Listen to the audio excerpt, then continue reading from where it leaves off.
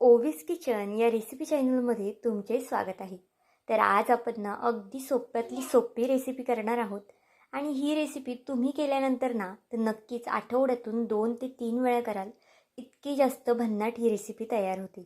रोजच्या नाश्त्याला किंवा जेवणामध्ये तेच तेच खाऊन कंटाळा आला असेल ना तर ही रेसिपी नक्कीच करा. अगदी कमी साहित्यामध्ये सुद्धा तयार होते आणि कमी वेळेमध्ये सुद्धा तयार होते. या रेसिपीमध्ये ना खरं तर 2 पदार्थ आहेत. त्यामुळे दोन्ही पदार्थ खूप जास्त अप्रतिम आहेत. नक्कीच करून पहा. तर चला थोडाही वेळ न घालवता लगेच व्हिडिओला सुरुवात करूया. आता त्यासाठी बघा दोन्ही वाट्या मी सेम घेतल्या आहेत. ज्या वाटीने तुम्ही रवा मोजून घ्याल ना त्याच वाटीने इथे तुम्हाला पोहेसुद्धा घ्यायचे आहेत. बारीक रव्याचा वापर केला आहे.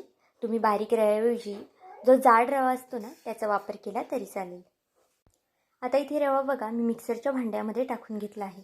पोहेसुद्धा ना मी इथे 5 मिनिटासाठी भिजत ठेवले होते आणि पोहे इथे मी जास्त पाण्यामध्ये भिजत ठेवले होते. आपण नेहमी पोहे भिजवतो ना त्यापेक्षा थोडंसं जास्त पाणी घालायचं आहे. मिक्सरचं भांडं लहान आहे त्यामुळे मी अर्धेच पोहे यामध्ये घातलेले आहेत. जर तुमच्याकडे जे मिक्सरचं भांडं असेल ते मोठं असेल ना तर तुम्ही सगळं साहित्य एकदम घातलं ना तरी चालेल. आता यामध्ये ना 2 चमचे इतपत ताजं दही घातलं आहे. दही शक्यतो कमी आंबट असेल याची खात्री करून घ्या. कारण की खूप जास्त आंबट दही वापरलं ना तर मग पदार्थ खूप छान होणार नाही आणि थोडासा आंबट वगैरे लागू शकतो. आता यामध्ये आपल्याला पाणी टाकून अगदी बारीक असंही वाटून घ्यायचं आहे. जितकं तुम्हाला बारीक वाटता येईल ना तितकं बारीक हे वाटून घ्यायचं आहे. पाहू शकता पाणी टाकून अगदी बारीक असे मी हे वाटून घेतलेलं आहे. आता जे वाटण आहे ते आपण एका बाउलमध्ये काढून घेऊया. आता मी खूप जास्त सुद्धा पाणी घातलं नव्हतं. अगदी जितकं लागेल ना तितकंच पाणी तुम्हाला सुद्धा घालायचं आहे. जर तुम्ही याच वेळेस खूप जास्त पाणी घातलं ना तर बॅटर पातळ होऊ शकतं. जर आपल्याला पुढे पाणी लागलं ना तर आपण एक्स्ट्राचं सुद्धा इथे पाणी घालू शकतो. आता इथे बघा मी दुसऱ्या जे आपले पोहे उरले होते ना त्याचं सुद्धा पाणी टाकून हे वाटून घेतलं होतं. अगदी छान स्मूथ अशी याची पेस्ट करून घेतलेली आहे. आणि ही रेसिपी ना मी 2 ते 3 जणांसाठी करते. त्यानुसार साहित्य घेतलेलं आहे. जर तुम्ही जास्त लोकांसाठी करत असाल ना त्यानुसार साहित्याचं प्रमाण इथे तुम्ही कमी जास्त करू शकता. इथे बघा मिक्सरच्या भांड्यामध्ये अगदी थोडंसं पाणी टाकून मी हे मिक्स करून घेतलं आहे. म्हणजे जे काही भांड्याला वाटण लागलं होतं ना ते सुद्धा अगदी व्यवस्थित निघलं जातं. आता चमच्याने छान असं ढवळून घ्यायचं आहे.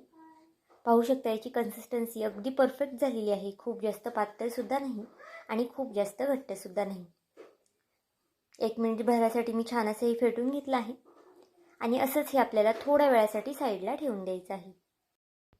आता पीठ भिजते तोपर्यंत अजून आपण एक रेसिपी पाहून घेऊया. यासोबत ना ती रेसिपी खूप जास्त अप्रतिम जाते. जर तुमच्याकडे बीट असेल ना तर आवर्जून करा. नसेल नाही केलं ना तरी चालेल. बघा इथे मी एक लहान साईजचं बीट घेतलं आहे.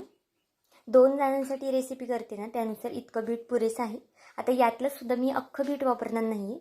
यातलं मी अर्ध्या बीटाचाच वापर करणार आहे. पण जर तुम्हाला अख्खं बीट वापरायचं असेल ना तर तुम्ही अख्खंसुद्धा बीट घेऊ शकता कारण की पौष्टिकसुद्धा आहे. पाहू शकता इथे मी अर्ध्या बीटाचाच वापर करून घेते. आणि आता या बीटाची आपल्याला साल काढून हे बीट किसून घ्यायचं आहे.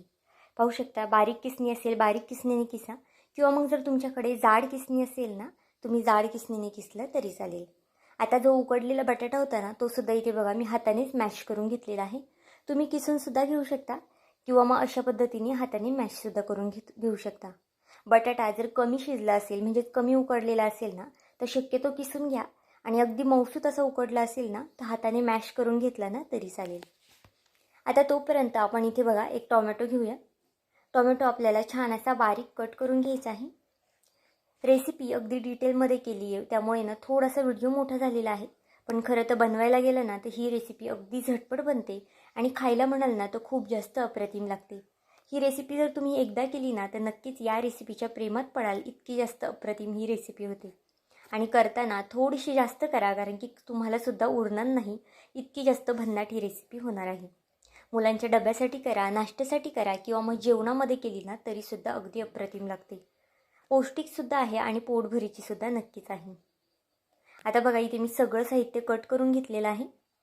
एक मीडियम आकाराचा कांदा कट करून घेतला आहे. अद्रक लसूण थोडंसं मी कट करून घेतलं आहे अगदी बारीक असं. तुम्ही ठेचून किंवा मग किसून घेतलं ना तरी चालेल. टोमॅटो कट करून घेतला आहे. भरपूर अशी कोथिंबीरसुद्धा कट करून घेतली आहे. कोथिंबीर या रेसिपीला आवर्जून घाला म्हणजे अजून जास्त छान अशी टेस्ट येते. आता आपलं सगळं साहित्य कट करून झालं आहे. तोपर्यंत गॅसवरती एक पॅन तापत ठेवूया. पॅनमध्ये 1 पळी इतपत तेल घालून घेतलं आहे. तेलाचं प्रमाण इथे तुम्ही तुमच्या आवडीनुसार कमी किंवा जास्त ठरवू शकता. तेल तापलं की त्यामध्ये अद्रक आणि लसूण घालून घेतलं आहे. अद्रक लसूण तेलावरती छान परतून झालं की यामध्ये कांदा आणि टोमॅटो घालायचा आहे. तुम्ही सुरुवातीला कांदा थोडासा परतून नंतर टोमॅटो घातला ना तरी चालेल, पण इथे जर तुमच्याकडे वेळ कमी असेल, झटपट बनवायचं असेल ना, तर अशा पद्धतीने एकत्रित घाला. आता बघा कांदा टोमॅटो छान मऊ होतोपर्यंत आपल्याला परतून घ्यायचं आहे. खूप जास्त असं परतायचं नाही आहे किंवा मग गोल्डन असं करायचं नाही आहे. फक्त थोडंसं मऊ होतोपर्यंत हा कांदा परतून घ्यायचा आहे. कांदा टोमॅटो लवकर परतण्यासाठी इथे चवीनुसार मीठसुद्धा घातलेलं आहे. आता 1 ते 2 मिनिटासाठी मीडियम गॅसवरती हा कांदा टोमॅटो परतून घ्यायचा आहे. इथे तुम्ही पाहू शकता अगदी मऊसूत असा कांदा टोमॅटो झालेला आहे आपला. जास्त असं करपटसुद्धा झालेला नाही. आता यामध्ये ना काही सुके मसाले घालून घेऊया. अगदी बेसिक मसाले आहे, खूप जास्तसुद्धा मसाले यामध्ये आपल्याला घालायचे नाही. अर्धा चमचा हळद घातली आहे, 1 चमचा धना पावडर घातली आहे, अर्धा चमचा बेडगी मिरची पावडर, अर्धा चमचा लाल तिखट. लाल तिखट इथे तुम्ही तुमच्या आवडीनुसार कमी जास्त करू शकता. लहान मुलांसाठी करत असाल ना तर लाल तिखट कमी घाला, किंवा जर मोठ्यांसाठी करत असाल तर लाल तिखट जास्त घातले ना तरी चालेल. 1 चमचा इथे मी पावभाजी मसाला घातला आहे. याने आपल्या या रेसिपीला खूप जास्त अप्रतिम चव येते. असेल तर आवर्जून घाला. भरपूर अशी कोथिंबीर घालून घेतली आहे फोडणीला. आणि आता हे मसाले तेलावरती छान परतून घेऊया.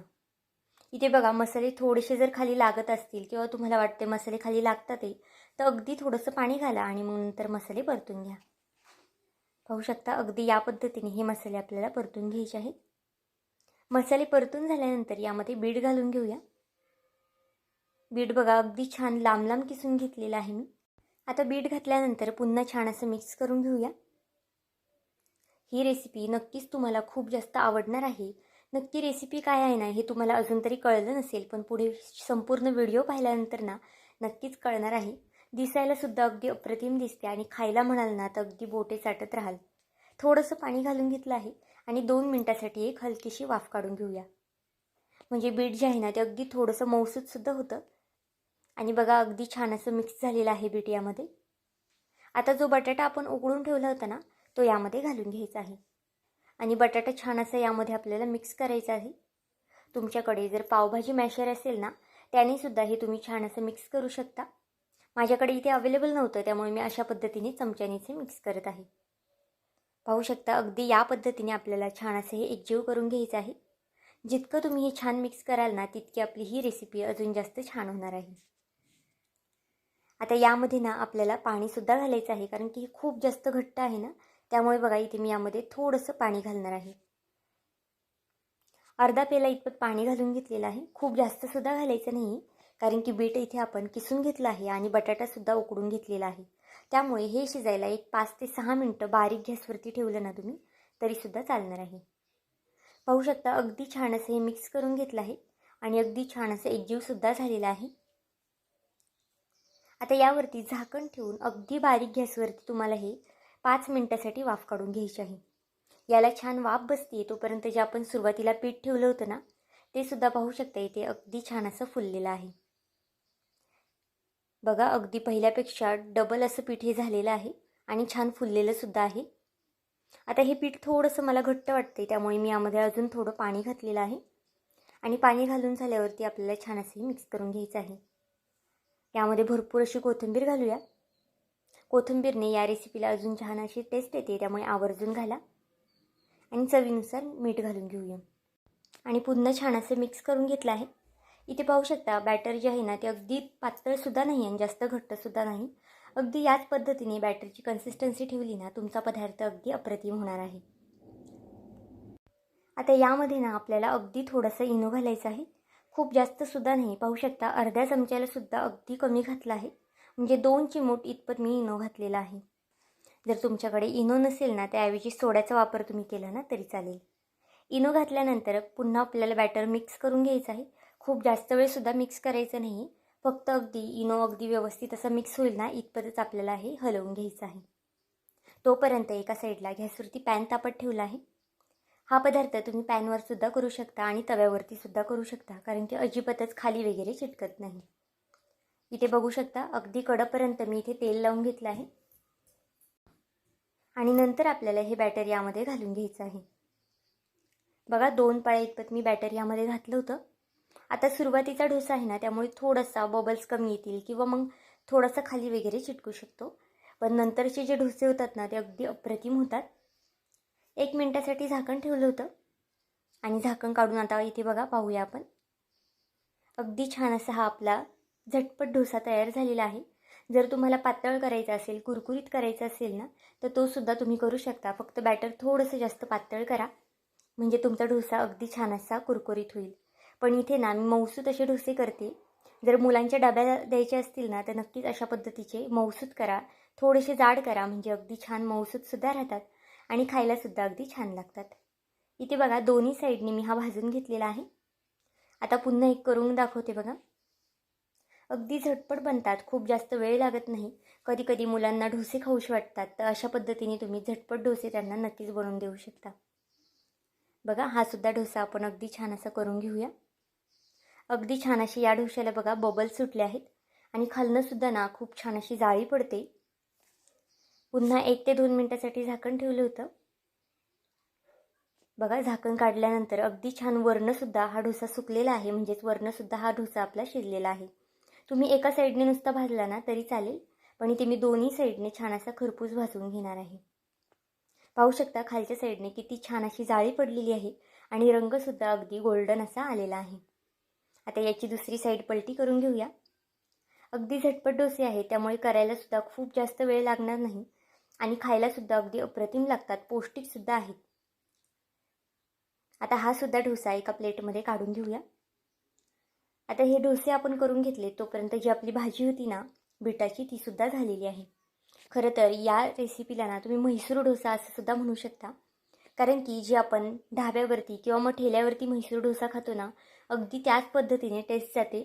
जर तुम्ही हा डोसा कुरकुरीत आणि क्रिस्पी केला ना, तर अगदी तशीच टेस्ट लागेल आणि खायलासुद्धा अगदी अप्रतिम लागेल.